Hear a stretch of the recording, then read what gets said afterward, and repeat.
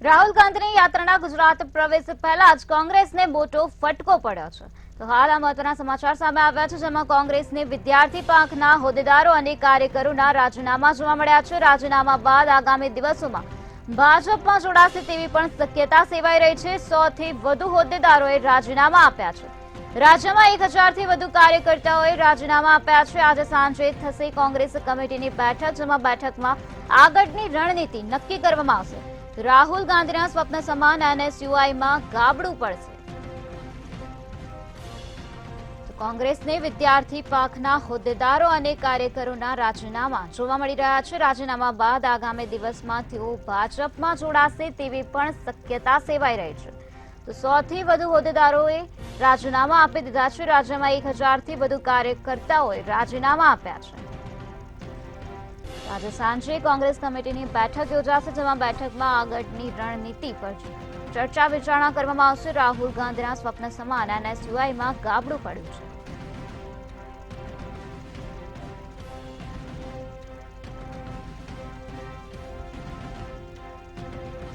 સૌથી વધુ હોદ્દેદારોએ રાજીનામા આપી દીધા છે। રાજીનામા બાદ તેઓ આગામી દિવસોમાં ભાજપમાં જોડાશે તેવી પણ શક્યતા સેવાઈ રહી છે। રાજ્યમાં 1000 થી વધુ કાર્યકર્તાઓએ રાજીનામા આપ્યા।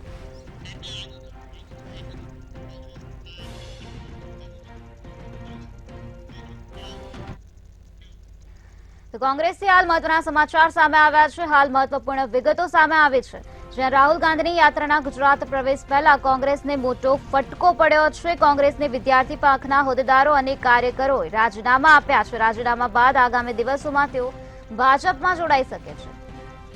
તો 100 થી વધુ હોદ્દેદારોએ રાજીનામા આપ્યા છે। રાજ્યમાં 1000 થી વધુ કાર્યકર્તાઓએ રાજીનામા આપ્યા છે। તો આજે સાંજે થશે કોંગ્રેસ કમિટીની બેઠક, જેમાં બેઠકમાં આગળની રણનીતિ નક્કી કરવામાં આવશે। રાહુલ ગાંધીના સ્વપ્ન સમાન એનએસયુઆઈમાં ગાબડું પડ્યું છે।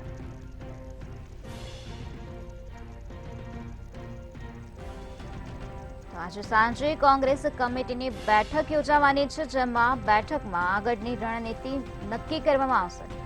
તો આજે 100 થી વધુ હોદ્દેદારોએ રાજીનામા આપી દીધા છે। રાજ્યમાં 1000 થી વધુ કાર્યકર્તાઓએ રાજીનામા આપ્યા હોવાનું સામે આવ્યું છે, ત્યારે રાજીનામા આપ્યા બાદ આગામી દિવસોમાં તેઓ ભાજપમાં પણ જોડાઈ શકે છે।